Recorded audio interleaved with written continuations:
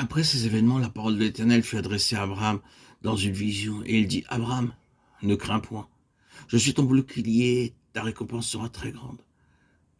Genèse 15, 1. Genèse 15 relate la cinquième apparition de notre Seigneur à Abraham. Il lui apparut pour éprouver sa foi. Dans toute l'armure de Dieu, nous avons le bouclier de la foi, Ephésiens 6, 16, car ce n'est que par une foi vivante et forte que nous pouvons vaincre l'ennemi. Dans Marc 11, 11, le Seigneur l'appelle la foi de Dieu, comme l'indiquent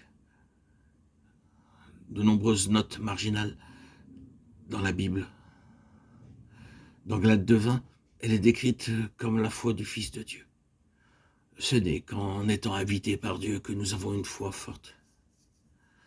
Dieu dit à Abraham, dans cette vision de Genèse 15, « Abraham, crois-moi et crois à ma parole. » Dieu dit plus loin, « Je suis ton bouclier et ta récompense sera très grande. » Dans le psaume 84, 12, Dieu est décrit comme un soleil et un bouclier.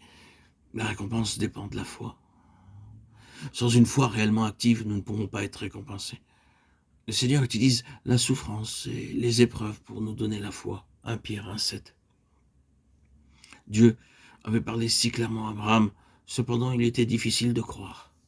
Genèse 15, 2, 3. Abraham avait attendu pendant plusieurs années et voyant qu'il n'avait pas d'enfant, il était sur le point de faire sa volonté en cédant sa propriété à son intendant. Dieu lui apparut pour qu'il ne commette point d'erreur.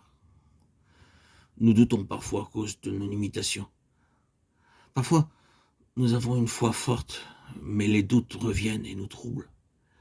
Et Dieu, dans son amour et sa miséricorde, intervient toujours à nouveau. Car que dit l'Écriture ? Abraham crut à Dieu et cela lui fut imputé à justice. Romains 4, 3. Dieu apparut à Abraham au bon moment. Il l'amena dehors et lui dit, « Regarde vers le ciel, Abraham.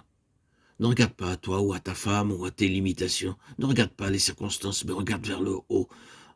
Alors, ta foi se fortifiera. Regarde vers le ciel et compte les étoiles. Ainsi sera ta postérité. » Jusqu'à aujourd'hui, personne ne connaît le nombre des étoiles. Elles sont nombreuses et éloignées. Dieu savait qu'il ne pouvait pas compter les étoiles, mais il avait pour but de fortifier sa foi. Ce n'est qu'en regardant vers le haut que nous avons la foi.